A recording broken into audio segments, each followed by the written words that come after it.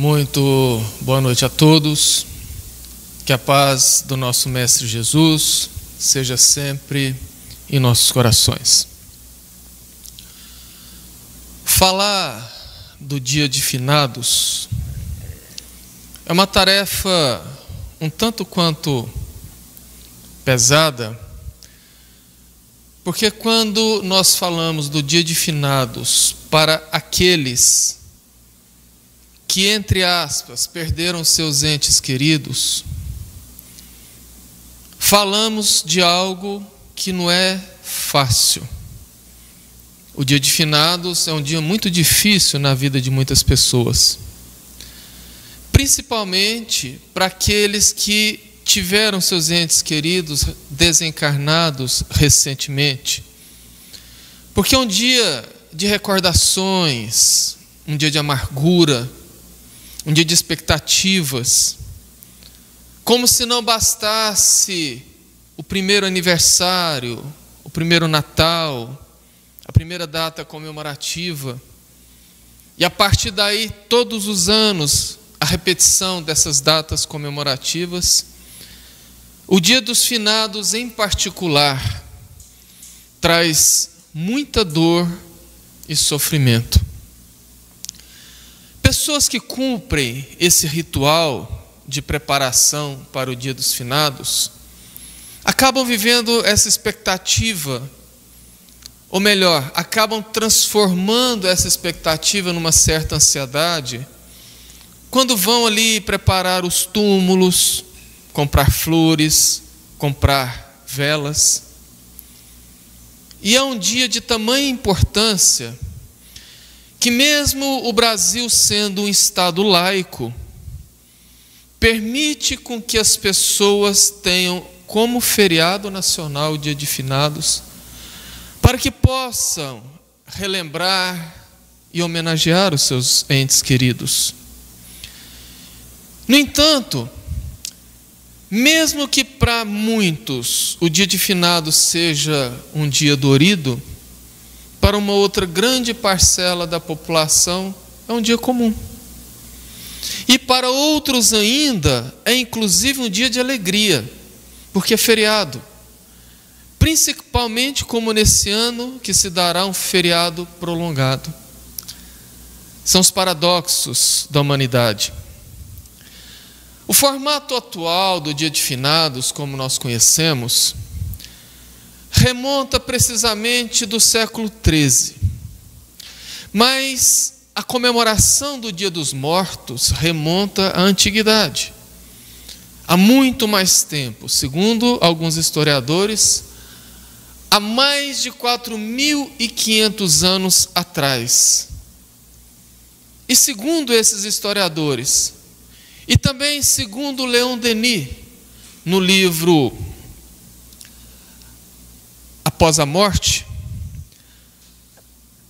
essa história descende do sul da França, da região da atual França, as antigas Gálias, onde o povo conhecido como druidas começava uma comemoração no dia 31 de outubro, que marcava o encerramento da colheita e que já era inverno, para que no dia 1º de novembro eles se reunissem em suas casas, não nas sepulturas, para comemorar e evocar os seus mortos. Eles acreditavam que no dia 31 os mortos saíam das tumbas e viriam até as suas casas para esconder do frio, porque as casas eram aquecidas. E para que os bons espíritos se distinguissem dos maus espíritos, os bons se fantasiavam. Daí derivou a festa de Halloween, que é muito popular nos Estados Unidos, justamente no dia 31 de outubro. Mas dentro dos druidas existiam os celtas, que eram os sacerdotes, que eram os responsáveis por essa comemoração, que era uma comemoração de alegria. Todos se reuniam para honrar e para orar por eles. Esse culto na antiguidade era muito ligado às questões agrárias. Tanto é verdade que esses povos tinham o costume de sepultar os seus mortos próximo às suas áreas de plantações, porque eles acreditavam que assim como depositando a semente na terra, ela irá germinar, brotar e dar vida, depositando os seus mortos na terra, eles poderiam de alguma forma voltar e germinar. Mas o tempo passa e mais ou menos 1.500 anos se passam, ou quase 2.000 anos se passam, e Roma invade as Gálias. E como era de praxe, Roma invadia um país e ali impunha a sua cultura e a sua religião, e nesses tempos a religião já oficial do Império Romano era o cristianismo. Então, impondo o cristianismo, eis que o cristianismo absorve o culto ao Dia dos Mortos. E passa então a comemorar sempre no dia 1º de novembro, num processo que durou aproximadamente 10 séculos. Ao final do ano de 998, ali no sul da França, no mosteiro beneditino, o abade Odilon registrou na história a primeira comemoração do Dia dos Mortos, segundo os rituais católicos. Um século depois, após a oficialização do culto aos mortos com o nome de Dia dos Finados, e depois de mudar esse Dia dos Finados do dia 1º de novembro para o dia 2, porque o dia 1º de novembro já era oficializado como Dia de Todos os Santos. Então a igreja muda o nome para Dia dos Finados e muda o dia para 2 de novembro. Mas os católicos não eram muito afeitos a essa comemoração, até que um século mais tarde, no século XI, o Papa Leão IX obriga então seus fiéis a orarem no Dia dos Finados para os mortos que estão no purgatório. Porque, segundo ele, aqueles mortos no purgatório necessitavam de orações para que pudessem ser julgados no dia do juízo final e absolvidos dos seus crimes que não eram tão graves. E assim nós temos hoje o Dia dos Finados. Mas uma curiosidade: no Brasil, o Dia dos Finados é uma data muito triste. Afinal, as pessoas lembram com amargura, com dor dos seus entes queridos. Mas isso não é regra geral. Em vários países do mundo, essa comemoração é totalmente avessa. No México, por exemplo, separam 3 dias de festa com comilanças, com músicas, com danças, com comemorações, inclusive com o crânio dos entes queridos que eles guardam com muito carinho, para a gente ver como que é a cultura. Os hindus também comemoram com muita festa, mas o fato é que atualmente o Dia dos Finados é apenas mais um ato do ritual católico, que infelizmente já virou mercado, traçando nas vias que acessam os cemitérios ou nas entradas dos cemitérios um paralelo paradoxal e cruel, onde enquanto famílias e pessoas adentram com muita dor, pessoas estão alegres por estar comercializando, vendendo, ganhando dinheiro. Já se vendem limpeza de túmulos, flores, incensos, velas. No entanto, quando nós sempre falamos sobre as questões das dores do Dia de Finados, a dor do Dia dos Finados não seria tanta se nós lidássemos de maneira melhor com a morte.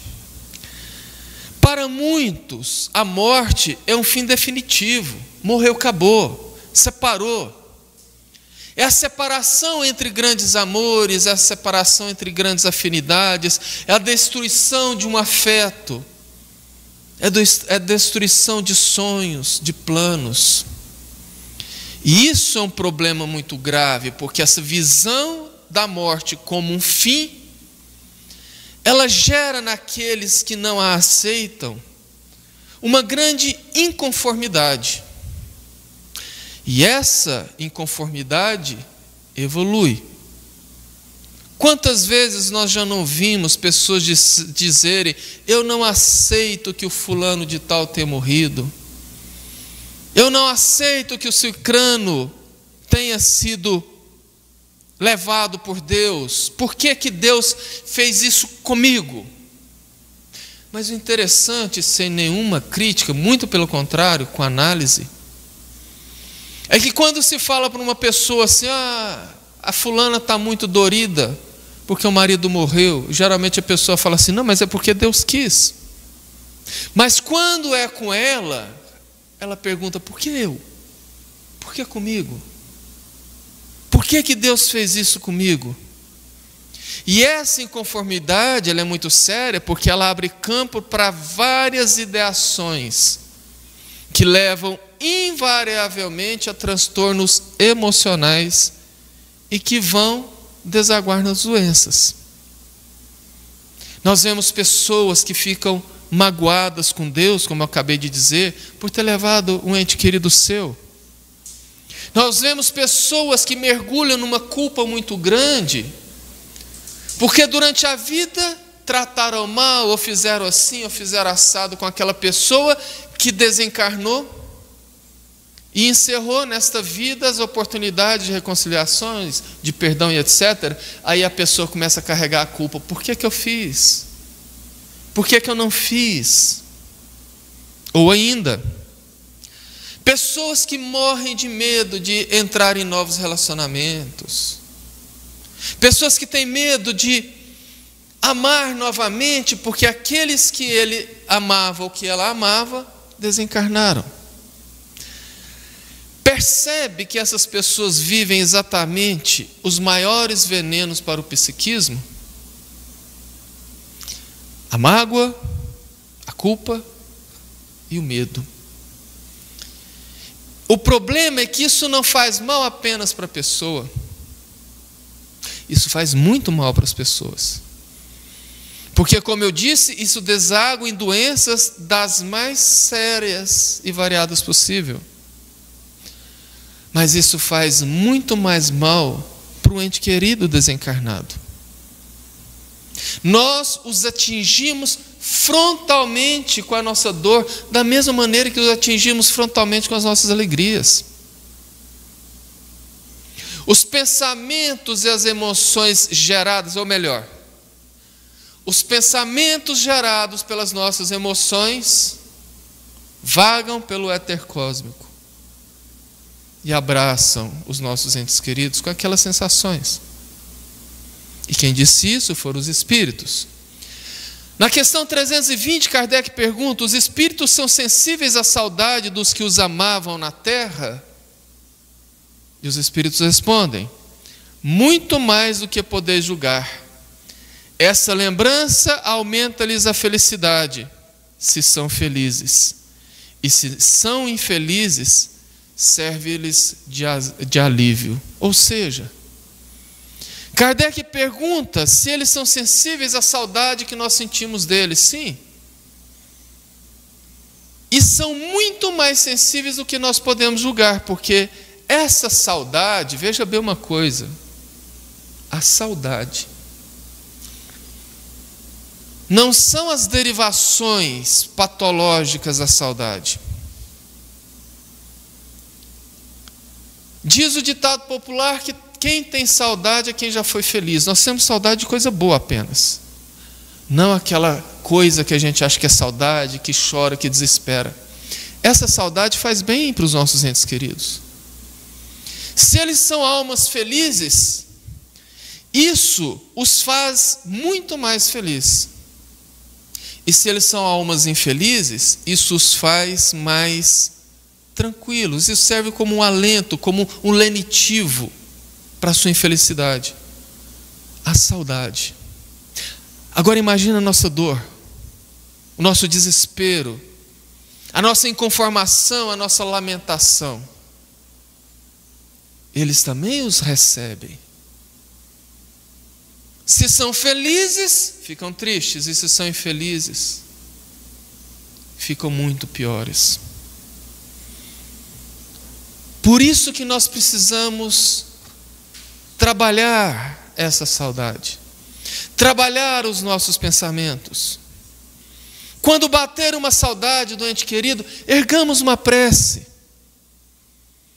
ofertemos uma oração a ele e conversemos como nós conversaríamos se ele estivesse do nosso lado encarnado, com serenidade, com tranquilidade. Fala da saudade, o quanto está fazendo falta, o quanto foi importante. E trabalhe para que se não vire lamentações. Beleza, eu entendi. Então quer dizer que nós não devemos ir no cemitério? Veja bem, se você quiser ir, pode, deve, só que o seu ente querido não está lá, ele não mora lá. Para que você o encontre, você não precisa ir lá, embora quando você vai lá pensando nele, ele vai lá te encontrar. Mas ele vai lá te encontrar porque você foi no cemitério pensando nele. Se você estiver em casa pensando nele, ele vai te encontrar em casa. Se você estiver no trabalho pensando nele, ele vai te encontrar no trabalho. Por isso que é desnecessário ir ao cemitério.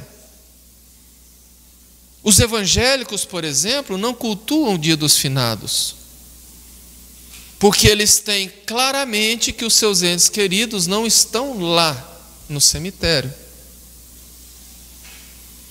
Então, para os evangélicos, o dia dos finados é um dia como outro qualquer. E para aquelas pessoas que foram cremadas, que as cinzas ganharam os ares, ganharam os mares, seria impossível comunicar com o ente querido ou vê-lo em pensamento, porque não tem um lugar para ir lá cultuá-lo, percebe? E no futuro, quando já não houver mais espaço para os cemitérios, e estamos caminhando para isso a passos largos. No Oriente, a cremação é uma cultura há milênios.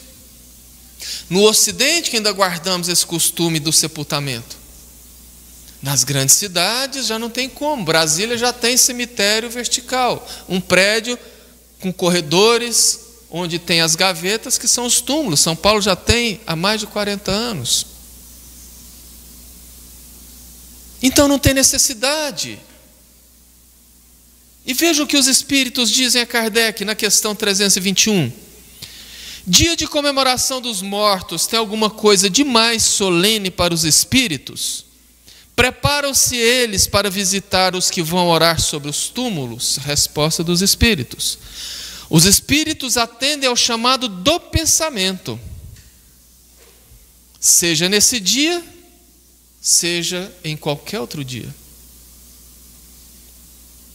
Então, é interessante entendermos isso para entender também que nós não devemos apenas homenagear os nossos entes queridos desencarnados no dia dos finados. Porque se ele for um espírito um pouco menos esclarecido, um espírito mais vaidoso, um espírito mais apegado à matéria, ele vai achar ruim. Por quê? Porque você lembra dele um dia no ano. Imagina essas pessoas que você gosta, lembrasse de você apenas no dia do seu aniversário. É a mesma coisa. Então, se o que os atrai é o pensamento, podemos estar em comunhão com os nossos entes queridos desencarnados a qualquer momento. Tá, mas eu gosto de ir no cemitério, me faz bem. É um dia que todos vão. Isso faz mal ao meu ente querido? Com a palavra, Allan Kardec. Questão 323. A visita ao túmulo proporciona mais satisfação ao espírito do que uma prece feita em sua intenção? Resposta. A visita ao túmulo é uma maneira de se manifestar que se pensa no espírito ausente. É a exteriorização deste fato. Eu já vos disse que é a prece que santifica o ato de lembrar. Pouco importa o lugar, se a lembrança é ditada pelo coração. Você quer ir? Vá. Não tem nenhum problema.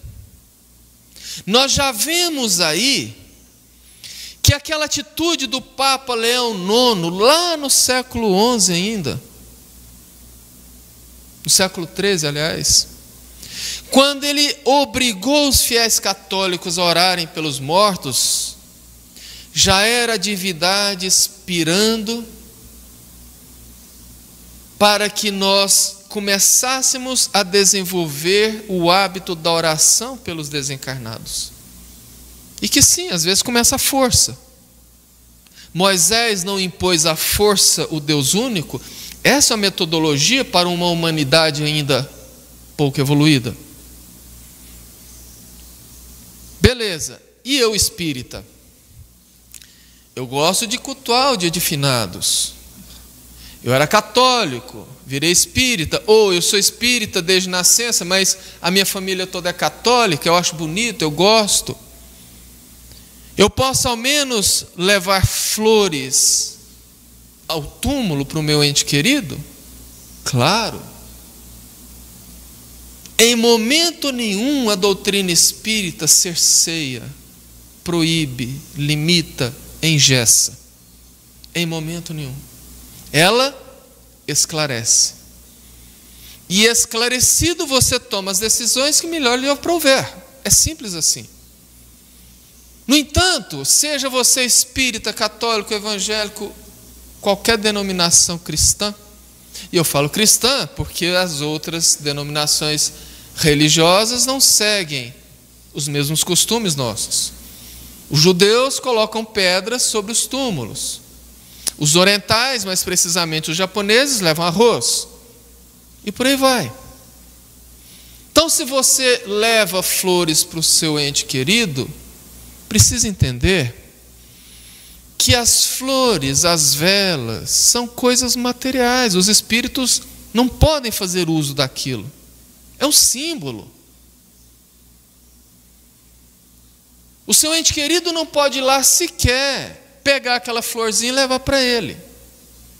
Porque no estado vibratório que ele vive, ele não acessa a matéria como nós acessamos. Assim como nós não acessamos a matéria do plano espiritual. A não ser com a intermediação da mediunidade. Mas as velas não podem ser usadas pelos espíritos. Imagina, mas eu vou acender a vela para que ele saia da treva. Uma luzinha, uma chaminha ali de nada, será que vai iluminar um espírito? Usemos a lógica, usemos o bom senso. Joana de Ângeles, no livro Lampadário Espírita, fala: transforma aquela moeda que tu irias comprar vela e flores em livros, em pão, em remédio para aqueles que são mais desfavorecidos. Te garanto que isso vai agradar o seu ente querido muito mais do que as velas e as flores. Joana de Ângeles ainda continua: o melhor jeito de homenagear um desencarnado é fazer alguma coisa em nome dele, de preferência uma obra benemérita, uma obra do bem.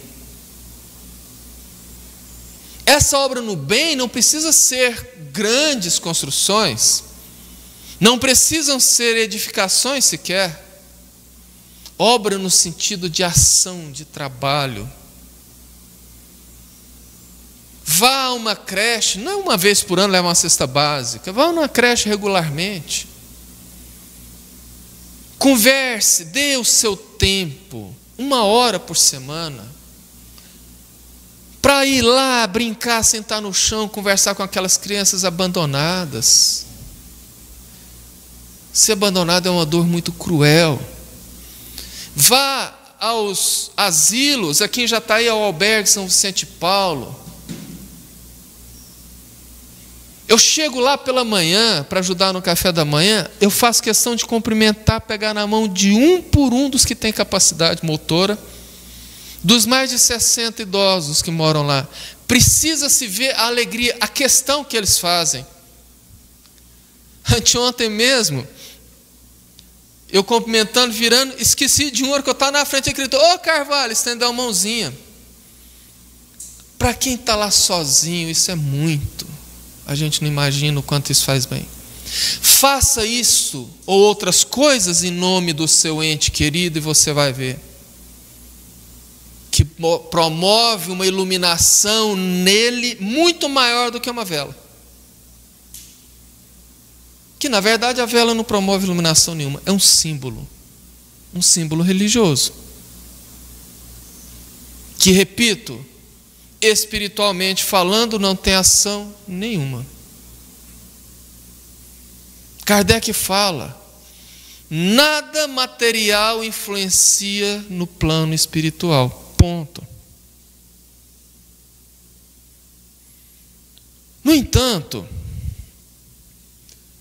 já que o dia de finados é um rito, eu gostaria que hoje de aproveitar os últimos 55 minutos que o monitor está falando ali, para falar de um outro rito extremamente importante que precede o dia de finados, que é o velório. Porque às vezes nós somos assim tão contraditórios, né? Fazemos a outra ou a outros exatamente aquilo que nós jamais gostaríamos que nos fossem feito. E aqui eu estou falando do comportamento de muitas pessoas durante os velórios. Eu já contei aqui em algumas palestras, mas hoje se faz pertinente. O velório de um tio. Para quem conhece Jataí, a maioria dos velórios são feitos no Memorial Municipal, que é uma casa de velórios. E para quem conhece, quando há velório, obviamente, o estacionamento lota, o entorno lota. Eu estacionei meu carro mais em cima, desci. E quando eu virei, ali na fachada frontal do memorial, que eu passei pela janela da primeira sala de velório, que eu não sabia qual era ainda que estava o corpo do meu tio, a impressão que eu tive, com toda sinceridade, era que lá dentro estava tendo uma festa. A conversa, risos, pessoas conversando alto, na frente então, pessoas gargalhando, contando piadas. Eu fiquei envergonhado, porque somos uma família espírita. Porque talvez pelo menos 70% das pessoas que estavam ali eram espíritas. E o que tem a ver isso, Carvalho? Muita coisa. Quando Jesus disse: conheceis a verdade vos libertará, ele não estava brincando. O desconhecimento, para quem não é espírita, o esquecimento, para quem é espírita, da realidade no momento do velório, tem causado enorme dor aos que desencarnaram e aos familiares do desencarnado. Vamos entender. Primeiro, só para contextualizar o que são os velórios, enterrar os mortos é um hábito bastante antigo. Segundo os arqueólogos, já se catalogou corpos humanos enterrados há mais de 60 mil anos atrás. Porque supõe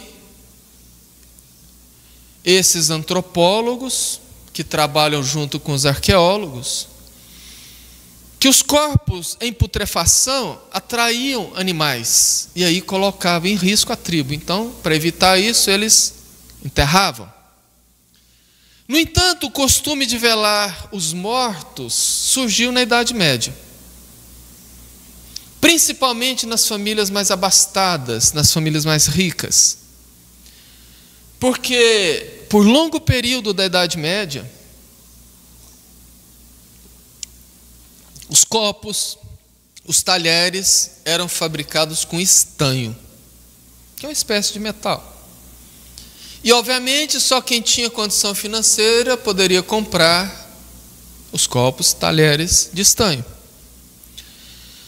Só que o estanho, assim como o mercúrio e tantos outros metais pesados,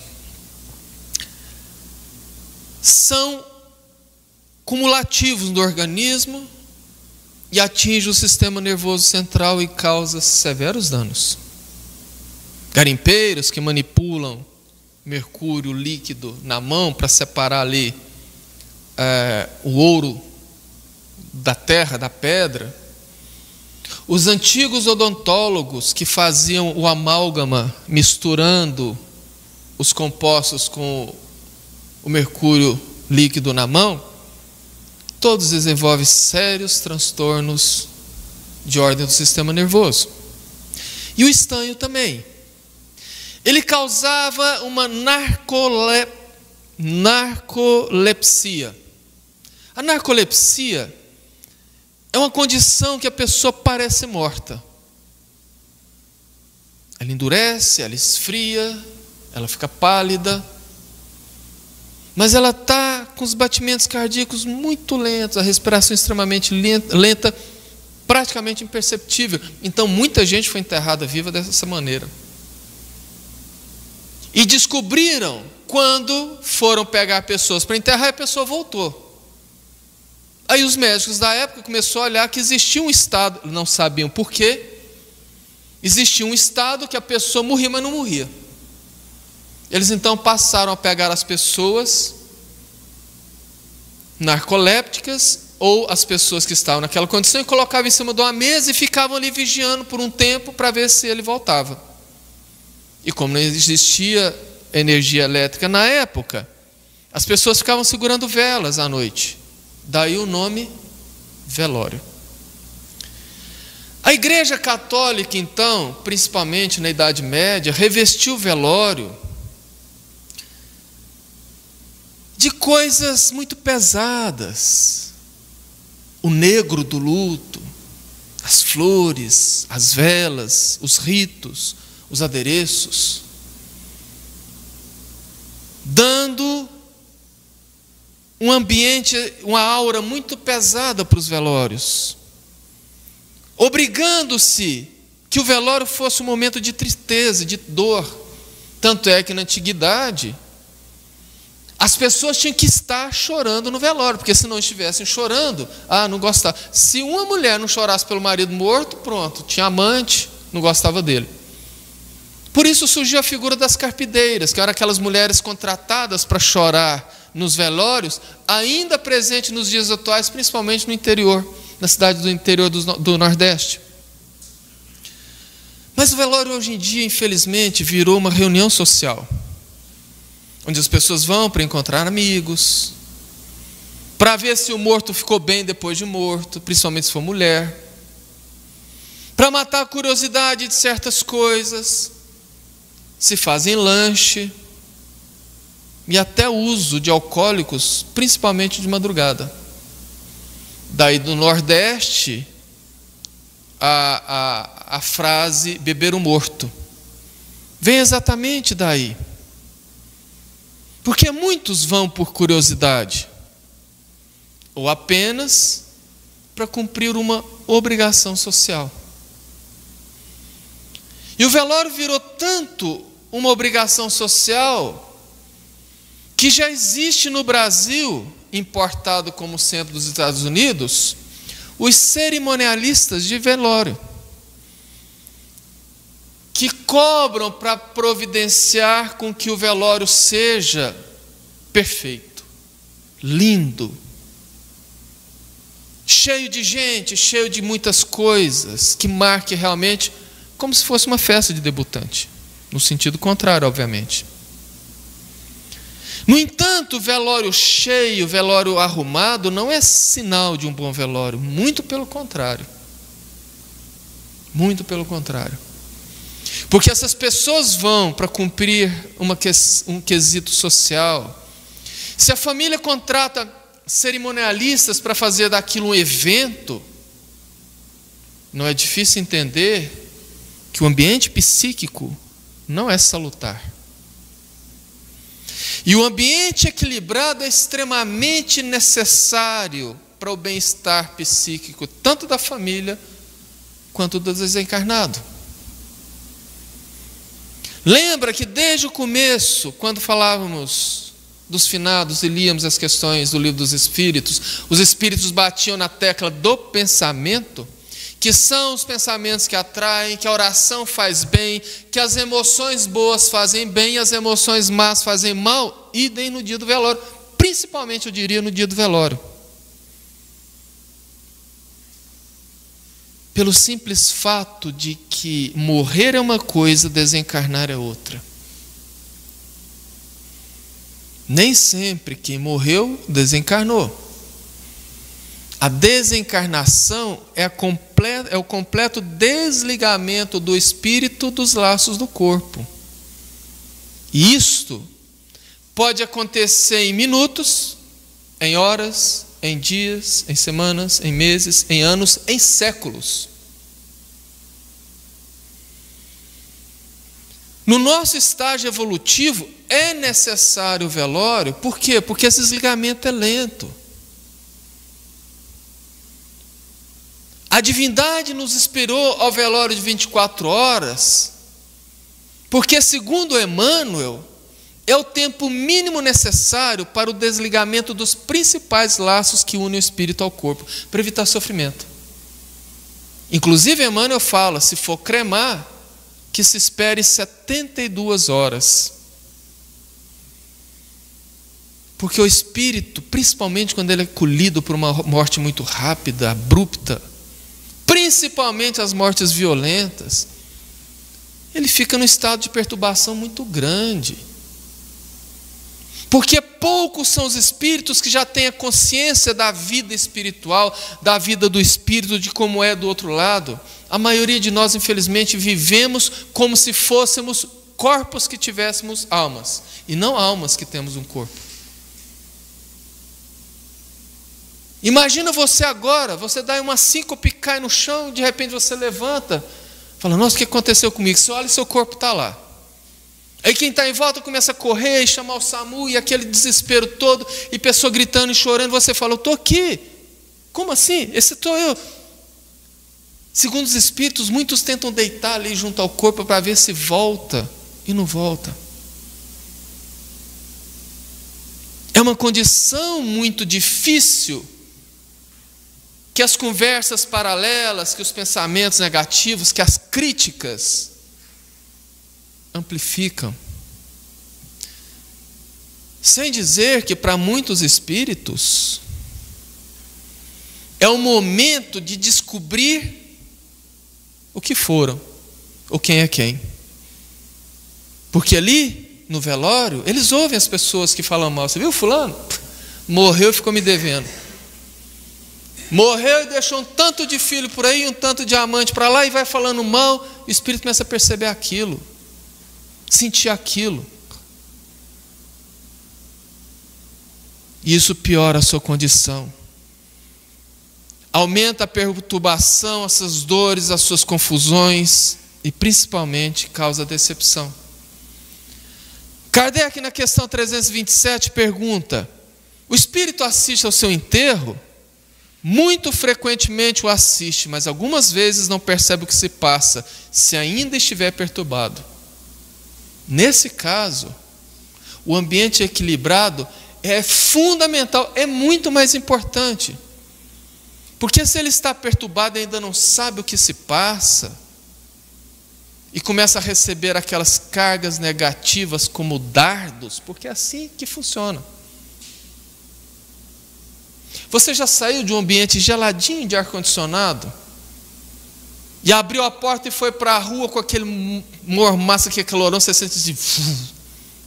Então, você não sente? O dardo é aquilo.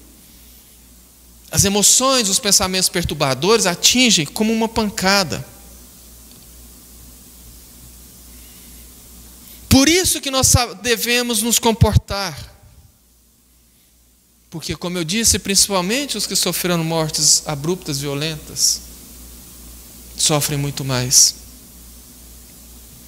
Sem falar que nesses ambientes de conversas pesadas, de conversas vulgares, sempre atrai os obsessores que estão pela redondeza.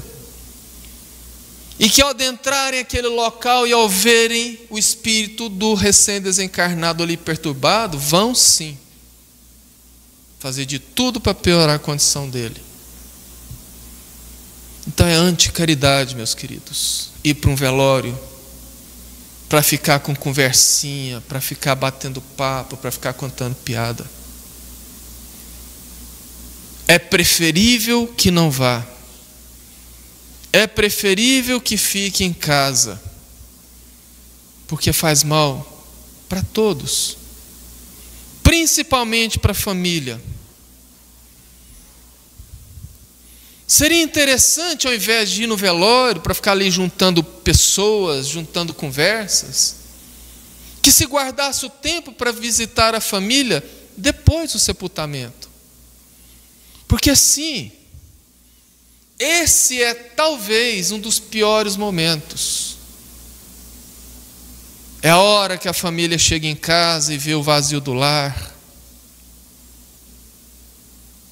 a cadeira da mesa de jantar vazia, a cama vazia, ali dói. Por isso que uma visita nesses dias que seguem é de fundamental importância. No entanto, entendamos que ao fazer essas visitas nós precisamos evitar certas coisas, porque o enlutado, geralmente, ele quer muito mais falar do que ouvir. Geralmente ele não quer nem ouvir. Está machucado. Então as conversas devem ser de conteúdo saudável, conversas nobres. Nada de curiosidade sobre como foi a morte, o que é que aconteceu, por que morreu. Ou qualquer outra fala que vai remeter a família à recordação do ente querido. E se a família for espírita, então, não seja como muitos espíritas que caem no lamentável equívoco de começar a tentar adivinhar em que estado está espiritualmente quem desencarnou. Nada de ficar falando da possível condição do espírito desencarnado, porque afinal de contas, quem somos nós para determinar como é ou como não é no plano espiritual? A gente não sabe. É muito variável esse tipo de coisa. E se formos nós, a família enlutada, precisamos lidar muito com esse luto. Precisamos elaborar bastante isso para que não se torne uma depressão, um transtorno, algo pior. Mas como os espíritos disseram antes, os pensamentos de dor atingem frontalmente os nossos entes queridos. Portanto, a oração nesse momento. No momento da recordação do ente querido, erguemos uma oração. Na hora daquela saudade que machuca, oremos. Conversemos com ele. O meu pai, na primeira manifestação, depois de 7 meses de desencarnado, disse: as orações que fazem por mim eu recebo como rosas. Meu quarto está cheio de rosas. É o simbolismo que o psiquismo dele criou para materializar no plano espiritual as orações que ele recebe. Não é aconselhável orações fazendo pedidos, petitórios. Ah, porque você já desencarnou, vem aqui ajudar a família, nada. A gente não sabe a condição do espírito. Como que eu vou pedir algo? Eu posso até piorar a condição dele, porque se ele não está em condição de fazer nada, está ainda perturbado ou sofrendo por algum motivo, e eu fico exigindo, pedindo. Imagina você, lá nos Estados Unidos, limitado pela distância, e de repente seus filhos aqui no Brasil começam a ligar, mandar mensagem, estou desesperado, estou precisando, corre aqui, me ajuda, ajuda, e você não pode. É complicado. As orações têm que ser de afeto, de carinho, de amor. Por isso, para encerrar, que é fundamental que o ambiente do velório seja o melhor possível, para que nós não dificultemos a condição do espírito que está lá em estado geralmente de perturbação, de confusão, de dor, da família. Porque ao contrário,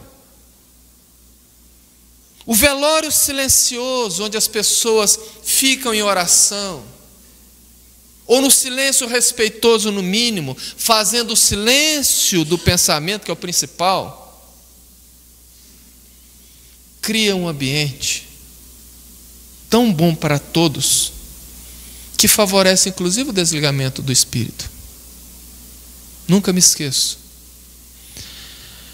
do diretor da Federação Espírita Brasileira, João Rabelo, no congresso lá em Goiânia, narrando sobre o velório do Chico.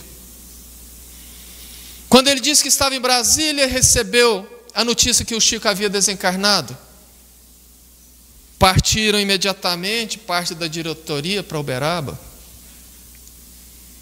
E na hora do velório, para quem conhece lá, a Casa da Prece fica numa esquininha. É um centro muito pequeno, com uma varanda e o salão do centro, se brincar, é esse espaço daqui para trás.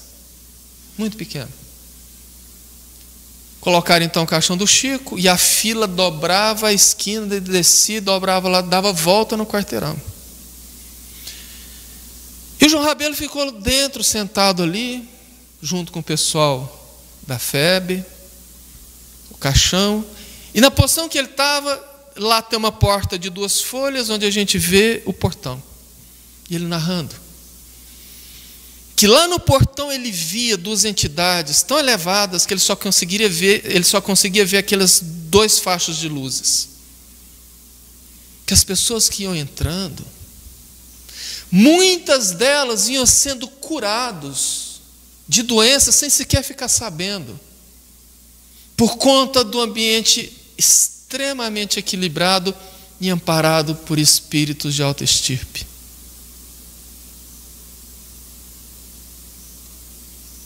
E que depois, na hora do sepultamento, que era um dia de sol, e aí já foi narrado por vários médiuns sensitivos e videntes que estavam lá, diz que após o último discurso, antes de descer o caixão ao túmulo, o dia ensolarado de Uberaba ficou ainda mais claro. Até quem não era sensitivo percebeu que o dia clareou mais ainda. E os que podiam ver, viu uma escada longínqua que vinha e descia ali. Do lado, manifestou Chico Xavier. E naquela escada, lado a lado, foram aparecendo espíritos de todas as criaturas que estavam em condição que o Chico consolou enquanto encarnados, fazendo uma ala até se perder no infinito. E aquele clarão foi porque manifestou Chico para despedir do corpo. Emmanuel, André Luiz, Meimei, Irmã Sheila. A luz dessas almas clarearam o dia. Segundo ele, não teve que não veio às lágrimas naquele momento, porque os que não viam sentiam. Chico ajoelha e de maneira respeitosa se despede do corpo, que foi o carro, o vaso, que permitiu a ele uma encarnação tão valorosa e obreira. E aqueles espíritos então entoaram um coro lindo, e o Chico subiu. E segundo Joana de Ângeles, que psicografou dias depois, lá no Caminho da Redenção, centro dentro da Mansão do Caminho, através das mãos iluminadas de Divaldo Franco, disse que ao chegar numa esfera, após aquela subida, Chico fora recebido pessoalmente por Jesus, que o abraçou, que o afagou e disse: muito bem, meu filho, parabéns, você cumpriu a sua missão, agora descansa, porque o trabalho continua. Eu encerro aqui então a nossa reflexão de hoje, sem muitas despedidas. Gostaria apenas que esse ambiente psíquico gerado pela história do Chico possa permanecer em nossos corações como alento para essa noite, e principalmente para aqueles que perderam seus entes queridos pela morte, perderam entre aspas, para os próximos dias que virão. Que Jesus os abençoe, muito obrigado e que assim seja.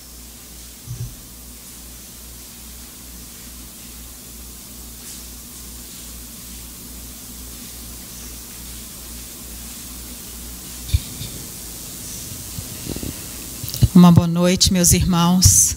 Muito obrigado a todos vocês por nos deixar adentrar aos seus lares. Obrigado ao nosso irmão Carvalho pelas palavras que tanto nos consola e nos orienta nesses momentos de dificuldade, porque não é fácil dizer até logo a quem nós amamos. Não vamos falar adeus, e sim até logo, porque um dia nós nos reencontraremos. Somos espíritos imortais, vivendo em corpos temporários, e que um dia que terminaremos a nossa missão, como assim ele disse do nosso grandioso e saudoso Chico, que terminou a sua missão e voltou para casa. E todos nós somos missionários do Cristo. Todos nós viemos aqui para podermos crescer e para também ensinar. Cabe-nos escolher, cabe-nos direcionar a nossa vida, aprender e passar um pouquinho daquilo que aprendemos todos os dias com o nosso Mestre Jesus, com seus ensinamentos que Ele aqui deixou conosco, mas não apenas um aprendizado literário, e sim vivenciar na nossa pele o Evangelho do Cristo.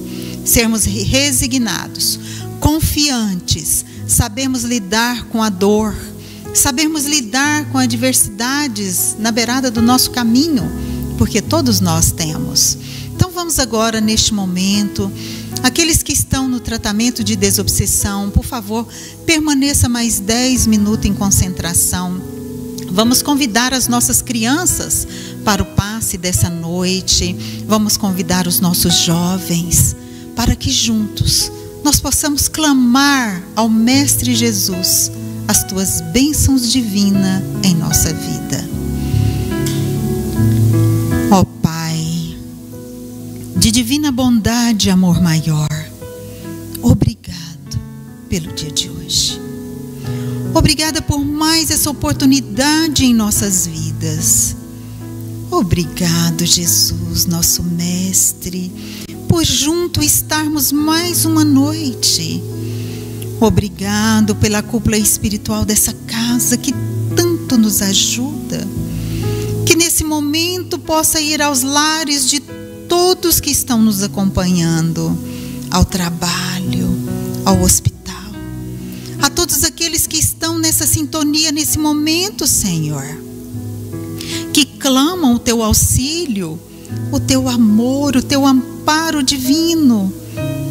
Ó Senhor Jesus, há quanto sofrimento nós causamos em nossa vida, quanta tristeza, quanta depressão, ansiedade, como nós vivemos atropelando a nós mesmos, passando por cima do nosso próprio conhecimento, não exercitando a nossa fé.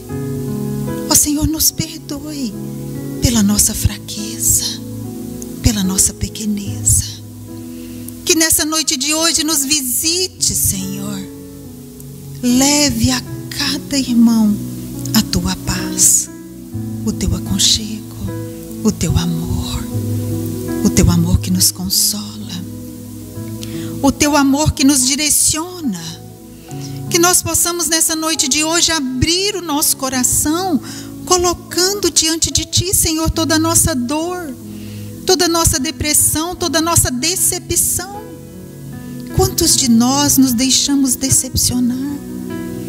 Quantos de nós entregamos a nossa vida à mão do outro e esquecemos que ela tem que estar nas tuas mãos e nas nossas escolhas?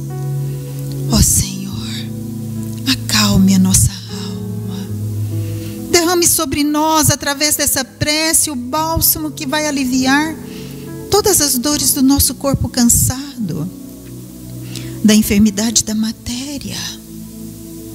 Traga-nos o bálsamo que cicatriza a dor da saudade, a dor do nosso ente querido, Senhor, que já fez a curva da vida, principalmente nesses momentos de pandemia, aonde nem o velório se teve, Senhor, aonde não teve tempo de pedir perdão, aonde não teve tempo de reconciliação.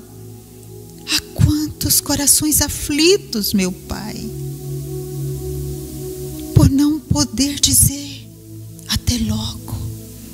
Que nós possamos neste momento visualizar aquela pessoa tão especial em nossa vida, que partiu, e que nós possamos realmente deixá-lo livre, deixá-lo seguir o seu caminho. Que agora compreendemos que começa uma nova fase de vida ao seu lado, não mais aqui das criaturas, e sim do lado do Criador.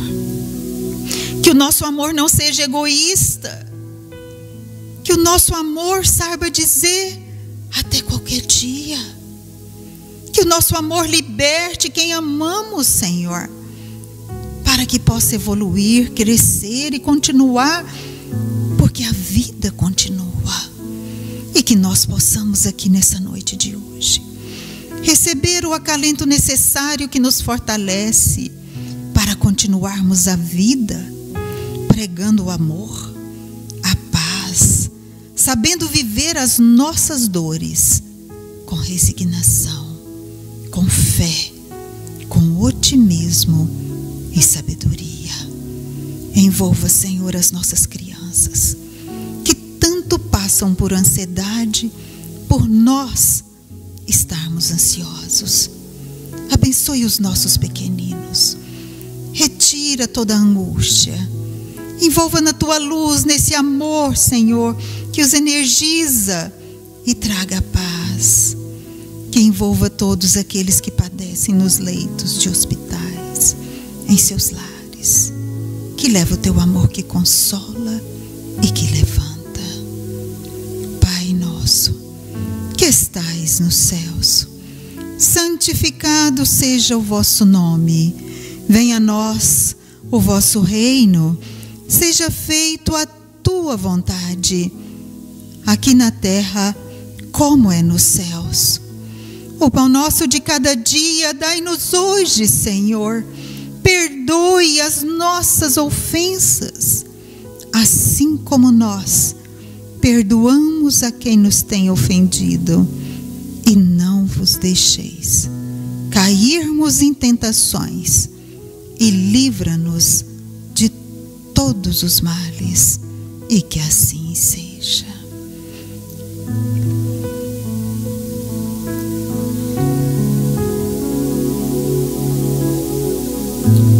Ó Mãe Maria Santíssima, de amor e bondade, que o teu manto azul se estenda sobre nós, envolva os nossos corações aflitos.